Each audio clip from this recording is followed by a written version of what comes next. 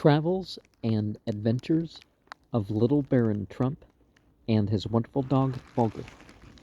Chapter 7 Portrait of One of My Mousers in Rubber Boots, and the cat is standing up like a human, posed in one of those postures that you see women posed in.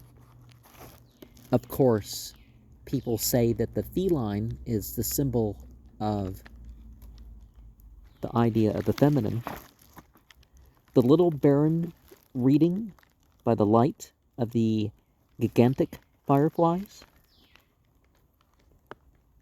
It seems that there was a round bulb filled with fireflies and hung from the ceiling. We'll find out the story when we get to that part of it. Bene Aga, the blind guide, puts both hands on a staff, has a bag hanging to his right, water or medicine or something. The jolly party of the Umi Lobus manhoppers that captured Bulgar and me. So one lands first, and then 4 are going to land. Their long legs and proportions make them look almost feminine, but they all have beards, and their upper bodies are definitely male. Bulgar and I sail away from the land of the Umalabas manhoppers in my bedstead yacht, and old-fashioned headboard and footboard kind of dented in towards the post's design with the curve up and a sail going from it. The little baron is pulling on a rope for the sail, and the dog with it. Once more, I grow tired of the quiet pleasures of home. The elder baron opposes my leaving the land. His reasons: how I freed my ancestral estates from the pests of moles, meadow mice, and ground squirrels, and how I set out for the Indies with my faithful Bulgar. I enter a wild and untrodden territory. Wonderful transformation of day into night and night into day. The huge fireflies, my capture of one and what it brought forth. How I reached the borders of Palin Ma Talon, the great gloomy forest. Bene Aga, the blind guide, my sojourn in his cave. I enter Palin Ma Talon under his guidance. Strange adventures in the great gloomy forest. Bene Aga takes leave of me. My advance is blocked by Boga Drapa, the dread staircase. My flight down its treacherous steps. I enter the land of the Umilobas, or manhoppers, am carried a prisoner to their king. Something about him and his people, King Garu's affection for me, his gift to me of copies of all the books in the royal library, all about the princess Happa Happa. I am condemned to a lifelong imprisonment among the Umalobas. I plan an escape. How it's done. Efforts of King Garu to capture me. Farewell of the little princess Happa Happa. how I sailed away from the land of the Umalobas and made my way back across India, my return home. Like all lovers of a roving life, I was not long in growing tired of the quiet ways and simple pursuits of the intimates of the old baronial hall. At times, I felt like an intruder when I caught myself sitting with eyes riveted upon the pages of some musty old volume of strange adventure in far-away lands, while the elder baron, the gracious baroness, my loving mother, and several cousins from the neighboring estate gave themselves up to the sweet pleasures of the fireside, feasting upon honey cake, drinking hot spiced wine, playing at draughts, dominoes, or cards, now chatting in the most animated manner of the trivial things in everyday life, now bursting out into uproarious laughter at some unexpected victory, won at cards or at some fireside game, silently closing my book, and still more silently stealing away.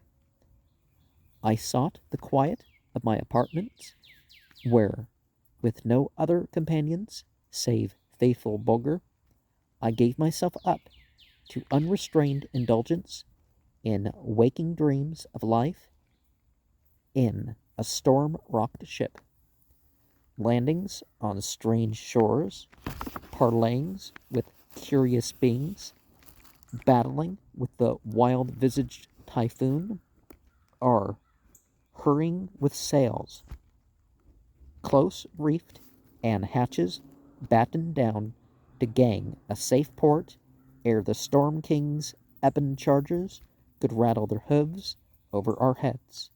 My dear mother, the gracious Baroness, made extraordinary exertions to drive away my low spirits. Knowing my fondness for coffee cake, she suffered no one to make it for me, excepting herself. And, at dinner, she took care to place a professor or some learned person beside me, so that I might not find myself condemned to silence for the want of a gifted mind to measure mental swords with. But, all to no purpose, I grew daily more taciturn, absent-minded, and plunged into meditation. With my eyes fixed upon vacancy, I sat like one with unbalanced mind amidst the lightest-hearted merrymakers.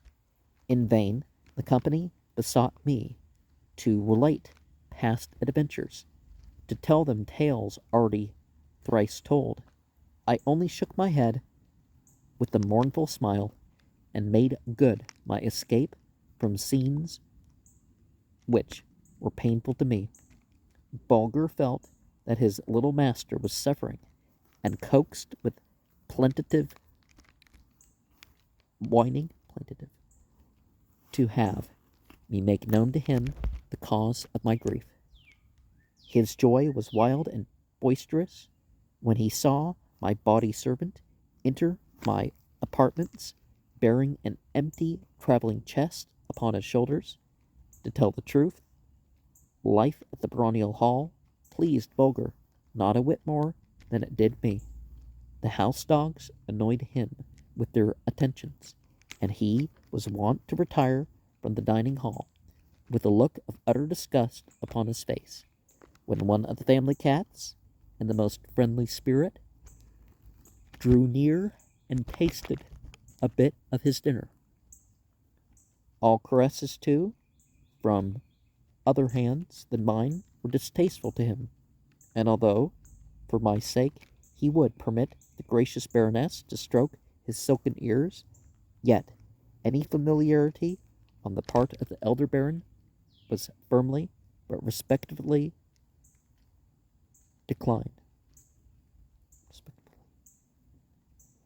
The very moment I saw my chests placed here and there in my apartments, my spirits rose. I became like another being. The color returned to my cheeks, the gleam to my eyes, the old-time ring to my voice. From lip to lip, the word was passed. The little baron is making ready for another journey. From early morn to deepening shadows of twilight, I busied myself with superintending the package of my boxes. It was a labor of love with me. I never was born for a calm life beneath the time-stained tiles of paternal halls. My heart was filled with redder, warmer blood than ordinary mortals. My brain never slept. Night and day, shadowy forms of men and things, strange and curious, swept along before me in never-ending files. One morning, while at work with my boxes, a low knock at my chamber door fell upon my ear. Bulgar, scenting an enemy, gave a low growl. I swung the door open. It was the elder baron. "Honored father," I cried gaily, joyously. "Act as if thou wert master here. Be sad, be gay. All stand, eat, drink, or fast." "Little baron," began my father in a solemn voice, "I beseech thee, give over thy jesting. When thou hast heard the object of my visit, grief will chase every vestige of mirth from thy light heart. Speak, baron." "Art thou a dutiful and loving son?" asked my father, fixing his dark, mournful eyes full upon me. "I am." "'Tis well," he replied. "Then arrest this merry making. Ready, minus Mary, to abandon thy parents in their hour of misfortune. Put an end to all this unseemly hurly-burly, and to thy longing to be gone from beneath the paternal roof." The clouded face, trembling and tear-filled eyes of the elder baron shocked me.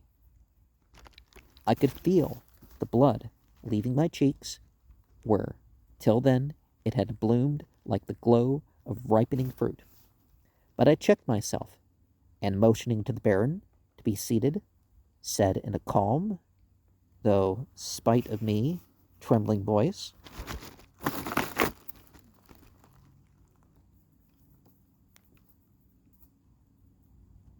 "Noble father, it is thine to command, mine to obey. Speak, I pray thee, and speak too plainly. If need be, harshly. Bear thy most secret thoughts. What aileth thee? What sends these dark shadows to rest on that calm, smooth brow?" "Thanks, little baron," was my father's reply, "for thy promise of obedience. This is the weight which presses on my heart, since thou hast taken up this rambling, roving life. Robbed of thy counsel and cooperation, I have seen our ancestral estate hastening to ruin. Last year our tenantry scarcely harvested enough to keep body and soul together. This year promises to turn out worse yet. Desolation sits upon the broad acre, once the prize of her family. Crops fail, grass withers, trees turn yellow. The poor cattle moan for sustenance as they wander about in the dried-up pastures. I look upon all this wreck and ruin, but am helpless as a babe to stay it. Speak, my son, wilt thou? Hast thou the heart? Canst thou be so cruel as to turn thy back upon these pitiful scenes without raising thy hand to avert the impending doom?" "Baron," I interposed mildly but firmly, "facts first, eloquence thereafter. Impart unto me in plain king's speech the cause of all this ruin. What hath wrought it? What hath desolated our fair fields? What hath carried this rapine among our flocks and herds? Speak." "I will, little baron, give attentive ear," rejoined my father with stately bend of the body. "As ancient Egypt was visited with scourge and plague, So have been our ancestral acres in pasture and grain fields. Myriads of moles feed upon the tender rootlets, and grasslands swarms of meadow mice fatten on the herbage. In orchards and nurseries, countless numbers of ground squirrels spread destruction far and near. Such are the terrible scourges now laying waste our once fair estates, your pride and mine, and the envy of all beholders. Little Baron, I feel, I know that thou canst help me, that somewhere in the vast storehouse of thy mind rest plans and devices potent enough to restore these broadlands to all their former beauty and productiveness. Baron, was my reply, when was there a time that thou foundest me wanting in my duty to thee, or lacking in power to assist thee? Never, ejaculated the elder Baron with great emphasis. Then betake thee to my gentle mother, the Baroness, my consort, comfort her, bid her take heart. Say I will not go abroad until these pests are driven from our ancestral domain. The elder Baron rose. I accompanied him to the door. Then we saluted each other with dignity, and he withdrew to bear the glad message of my promised assistance to my sorrowing mother. Alone in my apartments, a terrible feeling of disappointment came over me. I felt that it would be useless to continue in my preparations to leave home in the face of these dire misfortunes now threatening my family. For as I reasoned, and I think with great clearness, the name of our family would dwindle to a shadow were we robbed of these broad acres of pasture and meadowland, forest and orchard. To me, a landless nobleman had something very ludicrous about him, and I fully made up my mind that I would either save my ancestral estate from ruin or lay aside forever my title of Baron as a gem which had lost its radiance, even as a pearl which the stolid rustic ruins for the sake of a meal of victuals.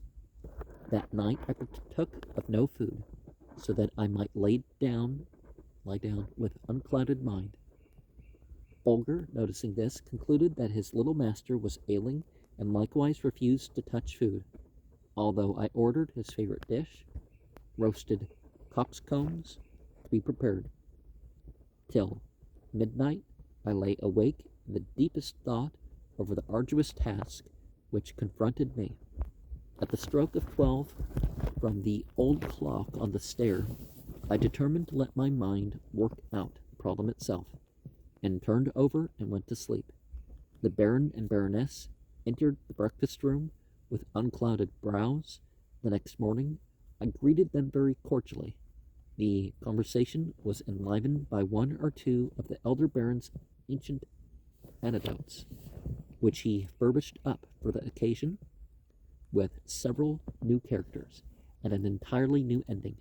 I left heartily, as I was in duty bound to do. Breakfast over, Bulgar and I sallied forth to begin work. I resolved to attack the moles first. To get rid of pest number one was not all a difficult matter for me when once I set about thinking it over. In fact, I may say right here that this task set me by the elder Baron would have been an impossible one had it not been for my intimate acquaintance with the natures, habits, and peculiarities of animal life.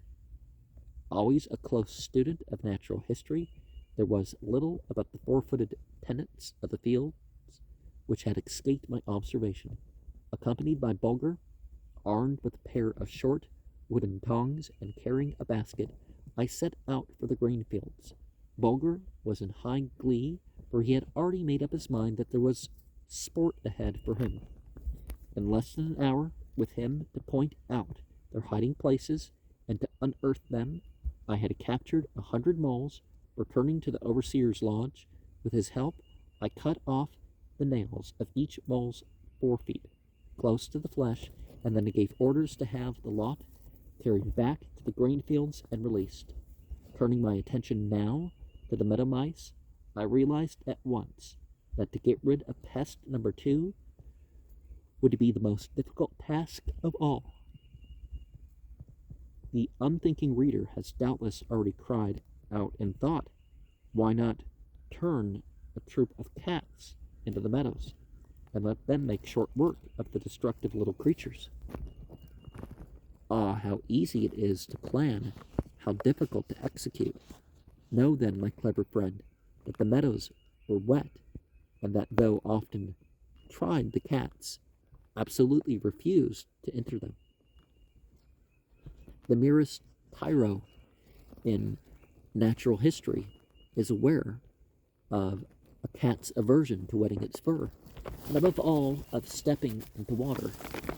Even moisture is disagreeable to a cat's feet, and she will willingly walk a mile rather than cross a plot of dew-moistened green sward.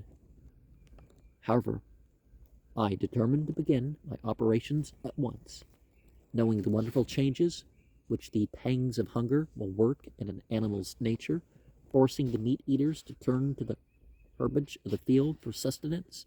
I hoped for favorable results. Selecting half a dozen vigorous young cats from the cottages of our tenantry, and providing myself with a lot of India rubber caps used for drawing down over the necks of bottles in order to make them airtight, I proceeded to encase the legs of each cat in these coverings, cutting a hole in each one, however, so as to allow the paws to pass through. I wished to accustom them to these leggings before covering the feet entirely. My next step was to subject the cats to 24 hours fast, after which I caused some of their favorite food, broiled fish, to be placed at the other end of a long room, covering the intervening space with long napped rugs, which I had first dipped into the water. In spite of their hunger, they absolutely refused to cross the dripping rugs. Advancing to the edge, they tested the condition of the obstacles which blocked their advance upon the savory food, feeling here and there for a dry spot, and then retreating with piteous mewing as they shook the wet from their feet. Drawing the rubber caps completely over the feet of one of the cats, I now placed her on the wet rug, encouraging her to remain there by feeding her a few dainty bits of the fish. Finding that her feet did not get wet, she consented to walk here and there over the wet surface in order to secure toothsome bits of food. I made the same experiment with the other cats, and everything went as well as I could wish. The next day, I continued my instruction, and to my great joy succeeded in schooling the whole lot, not only to make no objection of having their feet encased in the rubber boots, but even to wade through an inch or more of water in order to secure a particularly dainty bit of food. I was now ready to make a practical test of my trained hunters. The day preceding the trial, they were again subjected to a prolonged fast. I must frankly confess that my heart beat rather nervously as I, with the overseer and 2 other assistants, set out for the lowlands, carrying the trained mousers already shod in their rubber boots in 3 baskets. We advanced cautiously upon the meadowland, but so far as the mice were concerned, our caution was useless, for they ran about under our very feet. As I stood gazing over the long stretch of devastated meadowland, once so famous for its thick velvety grass, the tears gathered in my eyes and my voice choked. Now or never, thought I, must the attempt be made to save these fair fields from utter ruin. At a wave of my hand, the assistants stooped and released the somewhat startled cats. They were not long, however, in collecting their wits and getting ready for business. Sharp hunger is an excellent sauce. As the 6 monsters leaped among those troops of tiny creatures, till that moment nibbling, playing, or teasing one another without a thought of harm or danger. the wildest consternation seized upon them, not only near by us, but as far as the eye could reach. Panic and disorder spread among these till then peaceful little beings. Those which sought safety in their holes were hurled back by others rushing frantically out into the open air. The cats kept at their work like avenging furies. They killed for the mere pleasure of killing, passing like a death-dealing blast here and there over the meadows. After the work of destruction had been kept up for half an hour, I directed that the train 6 should be carried back to the quarters, for I was too good a general to let my troops get their fill of sack and plunder. The next day another attack was made upon the enemy. The train 6, if anything, spread death right and left with greater fury than at first. The wetlands no longer had any terrors for them. They splashed through the puddles like mischievous boys, through roadside brooks and ponds. I now bethought me of turning my attention to the ground squirrels. My first step was to send to town for several bushels of the smallest marbles that could be purchased. Then, having with the assistance of my ever faithful and loving friend and helper, my dear dumb brother Bulgar, located the whereabouts of several hundred burrows of the ground squirrels. I gave orders to have a half dozen or more of the marbles rolled down into each one of these holes. Those labors completed, I withdrew to my apartments and set about amusing myself in several ways while awaiting a report from the overseer. Many of the tenants who had watched my operations against the moles, meadow mice, and ground squirrels even ventured openly to denounce them as wild whims, a dreamer's ideas, silly workings of a diseased mind. Poor creatures, they had lost their all. They had seen the labor of long, weary months ruined by these pests. They were embittered and skeptical. I had not the heart to notice their rather impertinent utterances. While awaiting the developments, I plunged into the delights of some tales of a bold traveler written in the ancient Assyrian tongue in the wedge-shaped letter. 3 days went by and no news from the superintendent. 2 more made 5 full days. On the 6th came nothing. At last, with the dawn of the 7th, I was awakened by loud and long-continued cheering beneath my windows. Springing from my bed and drawing aside the curtains, I was astonished to see long lines of our tenantry, men, women, and children, bearing banners, wreaths, garlands, etc. One company of children carried long thin rods, from the end of which dangled dead moles, meadow mice, and ground squirrels. The moment I presented myself at the window, there was an outburst of cheering, so sturdy the windows rattled before it. A tap at my door called me in another direction. It was the elder baron. "Haste, little baron," he cried eagerly. "Descend to the castle platform. The people are beside themselves with joy. Canst thou catch their cries? Not a mole, nor a mouse, nor a squirrel is alive on the broad acres of thy estate. I say thy because it is justly thine. Thou hast saved it from utter ruin. Henceforth, for the few years which kind Providence may will I should tarry with thee, let it be as thy guest." "Nay, nay, baron," I replied laughingly, "that may not be, till thou sleepest with the noble dead of our long and honored line. Thou art master here." I pressed his hand reverently to my lips and sent him to talk to the people until I should be ready to take my place at his side. I can well fancy how impatient the reader is to hear something more about the manner in which I rid my ancestral estate of these noisome pests. With regard to the meadow mice, that needs no explanation, but the disappearance of the moles and ground squirrels seems somewhat mysterious. Well and good, I'll make it clear, gentle reader. If you had been as close a student of the natures and habits of these animals as I, you could have done the same thing yourself.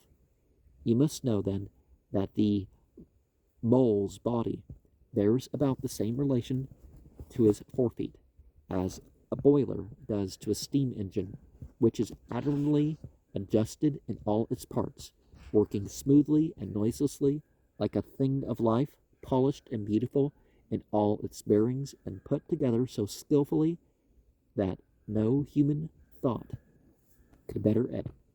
That is to say, the only wonderful thing about a mole is his hand. That is a delight to a student of natural history.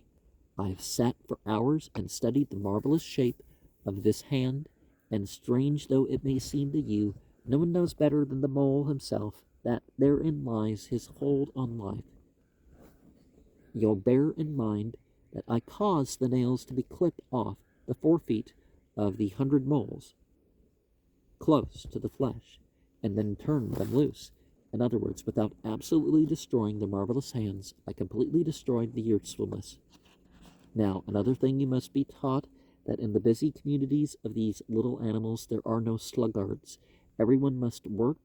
Only one thing stops him from using his hands. That is death.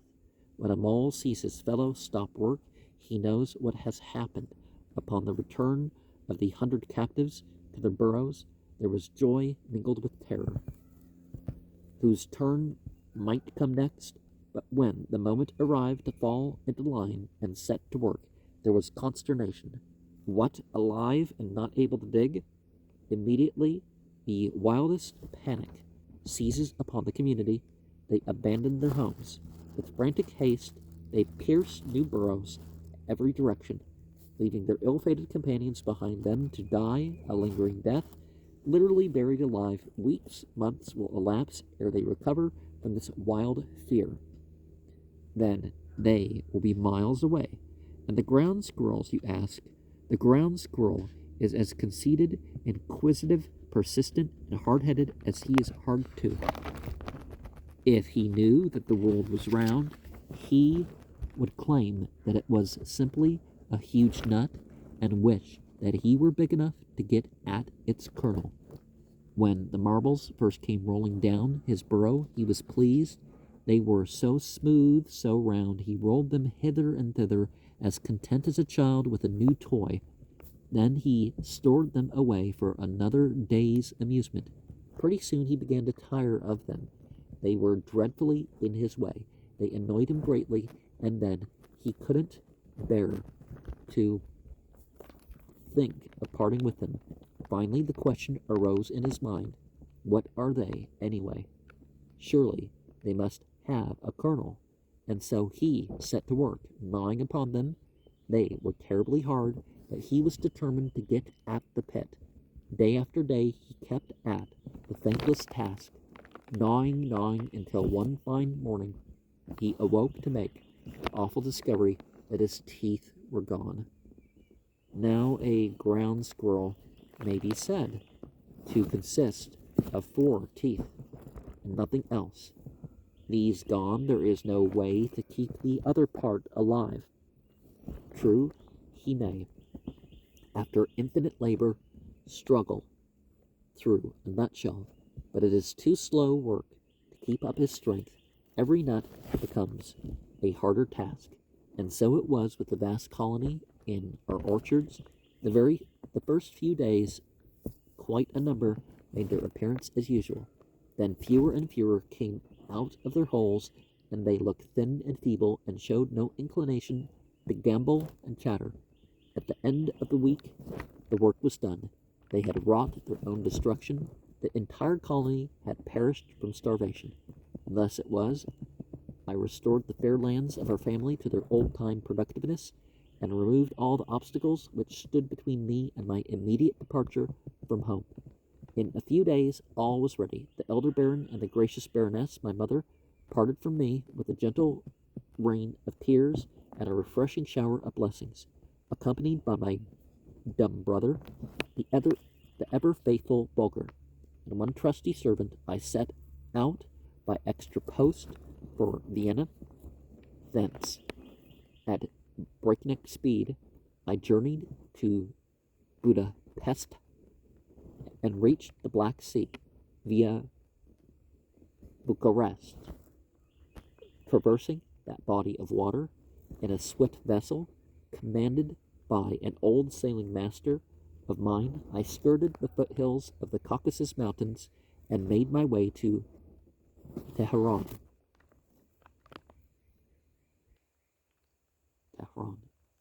Here I tarried several days, long enough to purchase a few camels and horses, and join a caravan, soon to leave that city on a trading expedition. The proprietor of the trading company renewed his welcome in heartier terms when he was informed that I had brought a goodly collection of European trinkets with me. To clinch his goodwill, so to speak, I gave him a pair of fine German pistols. We were now sworn friends. I remained with the expedition until it reached Kabul, in modern-day Afghanistan. The proprietor was astounded to learn that I did not contemplate returning westward with him. After a whole day spent in eloquent pleadings, he gave in, fell upon my neck, wept, and wished me good speed. I was glad to be rid of him, for I was in no humor to form friendships with men whose souls never rose above a sharp bargain. Attended only by my faithful Bulgar and a single guide, I set out from Kabul, crossed northern Hindustan, and entered Tibet to the north of the Himalayas. This was the land of which I had long dreamed, a land absolutely unknown to the outside world. I never had any inclination to pass over beaten tracks. By nature and education, a lover of the strange and marvelous, my soul expanded beneath the skies of this far-away and curious land, like a flower beneath the sunlight of a warm May morning. Scarcely had I penetrated more than a dozen leagues into this wild, untrodden territory, than I made the astonishing discovery that the sun's light was obscured the entire day, while the sky by night was flooded with a soft, mysterious light, quite bright enough to enable me to read the finest print with perfect ease. In other words, the natural order of things was exactly reversed. So I, always quick to accommodate myself to existing circumstances, made use of the dark days for rest and sleep, and pursued my journey by night. One morning, however, the mystery was explained. The impenetrable clouds, which had been veiling the heavens like a pall, suddenly sank earthward, and to my almost unspeakable astonishment, I discovered that this blanket of inky blackness was made up of living creatures, gigantic fireflies, quite as large as our ordinary bat, and far blacker in both body and wing. When night came, this living tissue was changed into a robe of sparkling, shimmering glow, mantling the heavens like a garment of burnished gold spangles, upon which a burst of soft light, as if from 10 times 10,000 waxen tapers, fell in dazzling effulgence. It was something to see and die for. Bulgar's poor startled mind made him look up, half in dread, half in wonder, at this mysterious fire which enveloped everything in its flame, and yet consumed nothing. I had but one thought. It was to capture several of these huge fireflies, Night after night, I watched patiently for an opportunity. It came at last. I was preparing some coffee, and my back was turned. Suddenly, I was startled by a piteous outburst, half whine, half bark, from poor Bulgar. A cluster of these living stars had fallen at his very feet. Quicker than thought, I sprang forward and threw my blanket over them. Then, with the greatest care, I transferred them to one of my wicker hampers.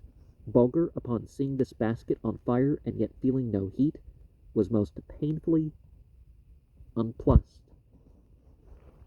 He walked round and round the improvised cage, keeping at a safe distance, however, now sniffing the air, now looking up to me with a most imploring glance, as if to say, "Dear little master, do explain this thing to me. Why doesn't it burn up?" To my great disappointment, the three captives died after a few days' imprisonment. Not, however, until they had laid a number of eggs, about the size of robin's eggs, which I packed away most carefully in my boxes of specimens. I may say, right here, that upon my return home I subjected these eggs to a gentle warmth, and was charmed to see emerge from each one of them a larva about the size of a pipe stem, but to my delight and to Bulgar's absolute terror, this pipe stem affair had inside 24 hours become as large round as a Frankfurt sausage. In due time, they passed into the chrysalis state, but this apparent death seemed to become a real one. Weeks went by, and there were no signs of metamorphosis. I was cruelly disappointed. More important matters, however, arose to occupy my thoughts. The sleeping fireflies of the Orient were quite forgotten. When, one evening, the women servants of the manor house, with blanched faces and piercing shrieks, came literally tumbling headlong down the main stairway. Fortunately, I was sitting on the first terrace of the park. With a bound, I gained the hallway, and snatching down a brace of firearms from the wall, throw myself in front of the wildly shrieking troop of women, calling out in stentorian tones for silence. "Has murder been committed?" I cried. "Is there revolt among the tenantry? Has blood been shed?" "No, no, little baron," they exclaimed with wild eyes and clasped hands, "but the castle is on fire, your rooms are in flames, your treasures will be consumed. Quick, little baron, save them, save us, save the gracious lady and venerable master, quicker than it takes to tell it." I laid hold of the rope of the alarm bell and set it pealing. The retainers answered with a will.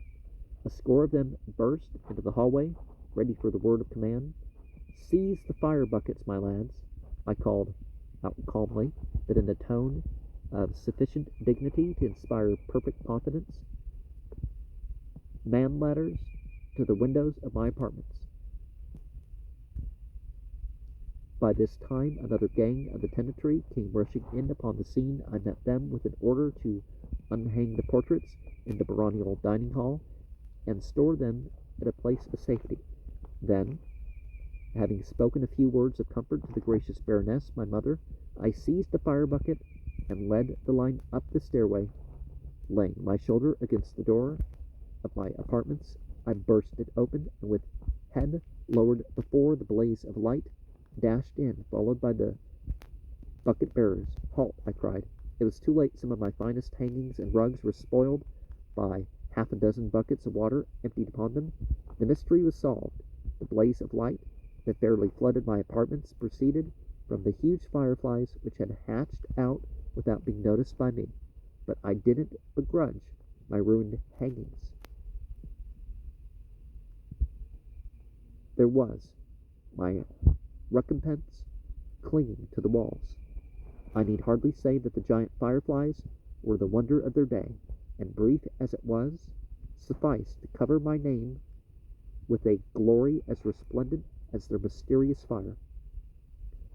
I caused a huge lamp of exquisite oriental pattern to be constructed, and having placed the light bearers beneath its dome of polished glass, passed several nights in the most perfect happiness, seated in its soft white light, poring over musty volumes of travel, written in tongues long forgotten, save by a few of the most learned scholars.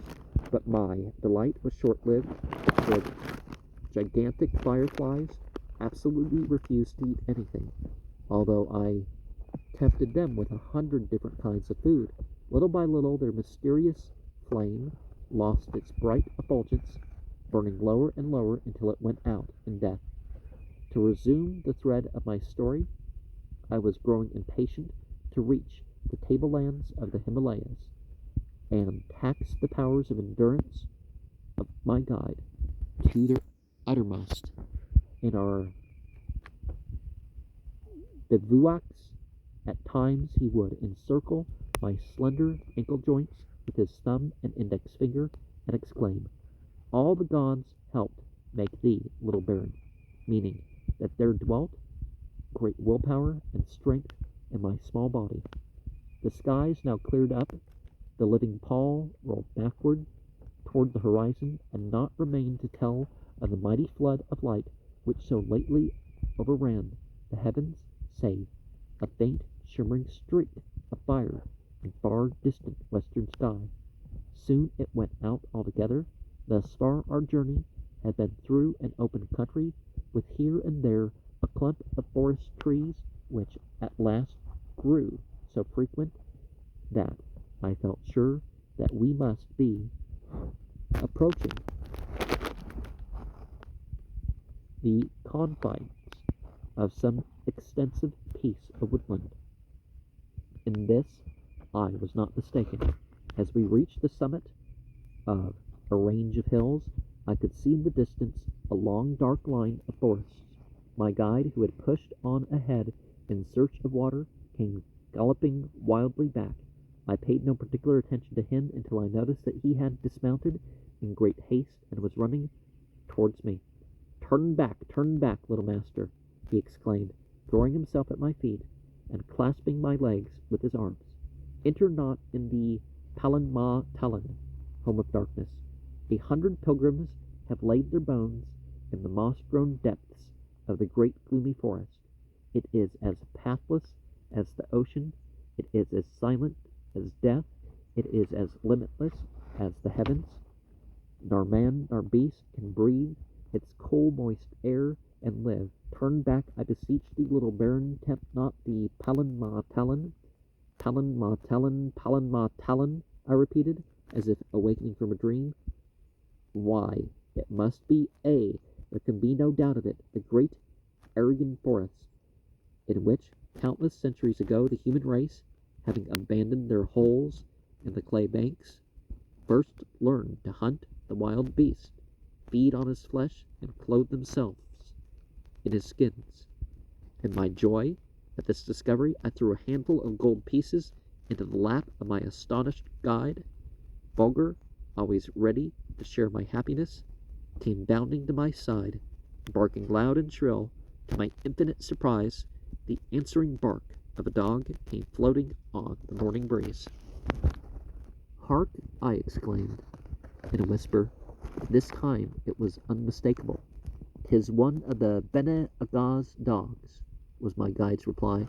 "Come, little master, let me lead thee to his cave. It is beneath the very shadow of the great gloomy forest. He can tell thee of its dangers, for he hath crossed it." "And come safely back?" I asked. "While life lasts, he will sit in the gloom of Palan Ma Talan," murmured the man. "What meanest thou?" I cried. "I mean that the noonday sun cannot chase the shadows from his eyes. He is blind?" "Ay, little master, blind," was the guide's reply. "And yet, save this blind hermit, there lives no human creature who can lead thee safely through the great gloomy forest." "Have done with thy jesting," I cried. "Nay, little master," was the man's answer. "I speak in all truth and reverence, for Bene Aga is a holy man, and in him dwells such a radiant spirit that his path is illuminated and his footsteps are sure when other men would walk to their destruction." Oh, lead me to him, I exclaimed with an ill-concealed joy.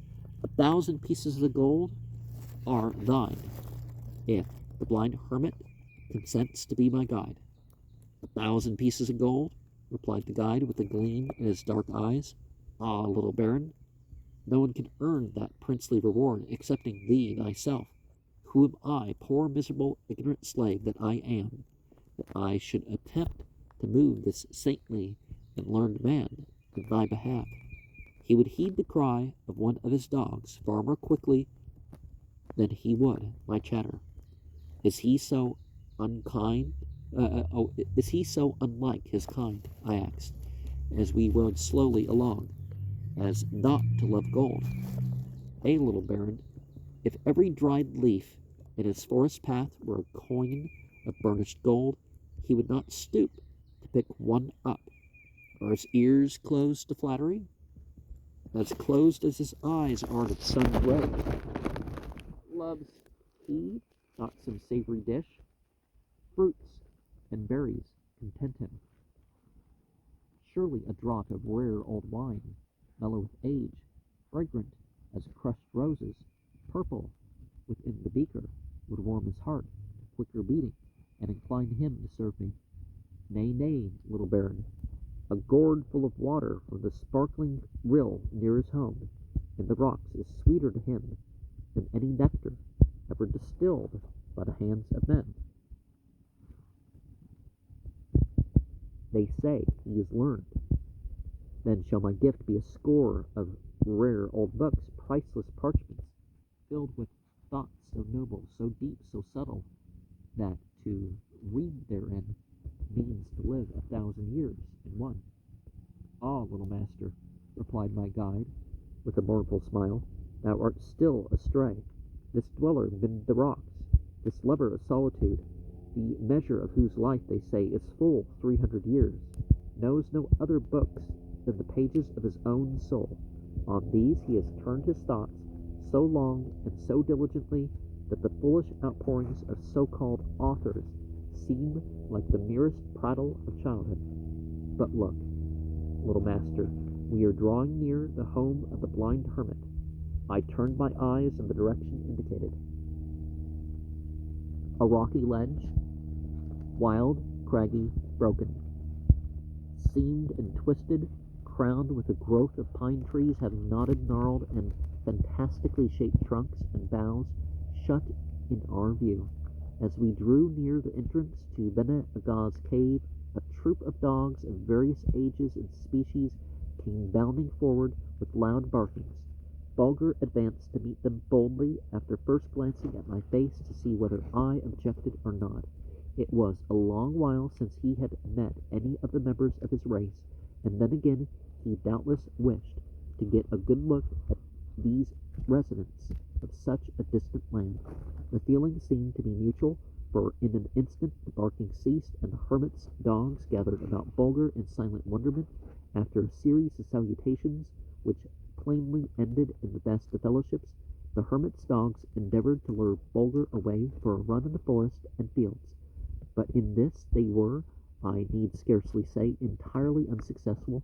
Bulgar gave them to understand in very decided terms that he would talk with them and even romp with them, but that it must all be done under the eyes of his master. We now halted and dismounted. This is the place, said my guide in a low tone. Through that deep fissure in the rocks, thou wilt find a path that leads to Bene Agha's cave. Enter it boldly, little master. At the entrance to the cave thou wilt find a dried gourd hanging on the rocky wall. Seize it. When shaken, its seeds will give forth a loud, rattling sound. This done, move not, though the shadows of evening find thee still standing at the door of Bene Agha's cave. Farewell, little master. Heaven make good to thee tenfold thy kindness to me. I will await thee 3 days. If by that time I do not hear thy voice calling me to serve thee again, I shall return to my kindred. Advancing to the cleft in the rocky wall, I found the gourd hanging by a leathern thong. the loud rattling of the seeds as it broke the deep silence of this wild and lonely place, fit vestibule to a temple devoted to silence, solitude, and meditation, startled me painfully. Restoring the gourd to its place, I leaned forward to catch the faintest sound of the hermit's voice, which might reach my ear. It came not. The silence grew more oppressive than before. The broken, twisted rocks, overhanging and surrounding me, took on fantastic forms. In every dark cavity I saw some misshapen creature stirring about. A dreadful feeling of loneliness crept over me. No sound came save the loud throbbing of my own heart. A half hour went by. Bennet Aga spake not a word. Perhaps he sleeps, I whispered to myself. My words awakened the echoes of the rocky recesses, and the word sleeps came back to my ears in 100 different tones, now loud and hissing, now soft and sibilant. At last the full hour had now gone by since I had rattled the seeds of the dried gourd, and yet the blind hermit spake no word. Again the death-like stillness sank upon the place, and the gathering shadows grew deeper and deeper. Could the guide have played me false? I asked myself. Nay, that cannot be. And yet, why comes there no sound from Bennet Aga's cave? Shall I summon him once more? May he not have gone forth to gather food? Am I doomed to be turned back when I have reached the very threshold of my long-wished-for desire? These and 100 other questions flitted through my mind as I stood in the dark and gloomy corridor that led to Bennet Aga's cave. By the shadows on the rocky wall, I could see that I had now been standing at least 2 hours, awaiting summons to draw near. But hush, he speaks at last. My heart bounded joyfully, and yet as if with a leaden weight upon it. Who is it that disturbs my meditation? Were the hermit's words. A stranger, a brother, one who needs thy guidance? I replied in a firm yet humble tone. No human creature is a stranger to me. Thou art too young to be my brother. The light that is left me shines only from my own feet. Came slowly from the hermit's cave in a full, deep, rich voice. True, great master, I replied, but then may I not be thy son and follow thy footsteps? Thou art very wise for thy years, spake Bennet Aga. Not so wise, great master, was my reply, as I shall be when I have sat at thy feet. Come somewhat closer. Thy child voice sounds like an echo, continued the blind hermit. And yet thou art not a child. Some great spirit plays in sportive mood behind thy face. I see that thou art blue-eyed and flaxen-haired.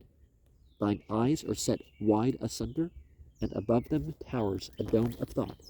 Thy home is in the land of the Norsemen. At least thy fathers dwelt there. On thy cheek glows the crimson which, in the peach and apple land, stains the autumn foliage. As I had not yet even stepped within Bennet Aga's cave, these words of the blind hermit caused a strange feeling, half of fear, half of dread fascination, to creep over me. My heart throbbed violently. His ear, far keener than birds or beasts, caught the sound. Fear not, little one, said he, in deep, rich tones, full and swelling, like the voice of organ pipes. If thou canst content thyself with a handful of berries when thou art hungry, with a drop from the neighboring rill when thou art thirsty, and if thy young limbs are sturdy enough to repose from a rocky couch, then thou art welcome. If not, go thy way. For 20 years I've been busy with a certain problem, and I have no time to stop and spread a more bountiful repast. But season thy frugal fare with thy wisdom, great master, I returned, and it will be sweeter to my palate than stall-fed ox and mellow wine. Come somewhat nearer, little traveler, so that I may see thee better, spake the blind hermit, kindly and gently. I did not wait for further summons, but stepped boldly into Benegaz's cave. It was, in truth, little more than a lofty cleft in the rocks, with several deeper recesses in which the shadows lay undisturbed. Its roof of jagged, broken, and blackened masses of stone was arched and lofty. In and about it, flocks of small swallow-like birds nested, and at times broke out in musical twitterings. Barren, gloomy, and utterly forlorn as the place was, without chair, mat, bed, or blanket, every thought of its awful loneliness and abject surroundings vanished from my mind as I fixed my eyes upon its occupant. As I had stepped within the limit of Benegaz's cave, he had slowly risen from his bench of stone, and now stood erect before me. A powerful build, tall and majestic, with long snow-white hair and snowy beard, he towered like a statue of Parian marble. In the dim twilight to which now, however, my eyes had become accustomed, I gazed upon him half in fear, half in delight. I could feel my breath coming faster and faster as I riveted my gaze upon his wonderful face, so full of love, patience, courage, and contentment. Had he bent his eyes upon me, I would never have believed him blind, for they were unclouded, full, and lustrous, and yet on second look I saw that their gleam was like the brightness of the polished gem that lacks the softness of living, sensitive orbs. Benegaz was clad in a rude garb of dried skins, from which the hair had been skilfully scraped, tossed back from his broad and massive brow. His white locks hung in heavy ringlets on his broad shoulders, while his wonderful beard, as white and glistening as spun glass around his body, twice entwined, clung like a snow wreath twisted about a sturdy oak by the circling gale. So, like a mighty son of earth, he towered, rude yet noble, untaught yet learned, human yet godlike, that I stood transfixed. My tongue forgot its tricks of speech. I felt that I should turn to stone if he did not speak to me. While standing thus speechless, robbed of power to move a limb, Bulgar broke the spell. At Benegaz's feet lay a sick dog, infirm through age and not ailment, blind like his master, his head pillowed on some soft dry leaves, the only semblance of bed within the hermit's cave. Bulgar's gaze fell upon this pitiful spectacle. With cautious step, outstretched neck, and wide-opened eyes, he approached. His sick brother sniffed him over, licked his face and ears, whined piteously, and then fixed a pleading look upon me as if to ask, "Dear little master, canst thou do nothing to help my poor sick brother? Canst thou not make him well again, so that I may coax him out into the warm sunshine to play with him?" Benegaz spake, "I see that thou art not alone, little wanderer. Thou bringest a companion with thee. He is welcome. His tenderness and sympathy will carry joy and gladness to the heart of my suffering friend, whose head I've pillowed upon some soft grass. I, too, love dogs. Thou seest they are my sole companions. Their love is less exacting than human love. They require no pledge or promise. They understand my silence, read my thoughts, and are content.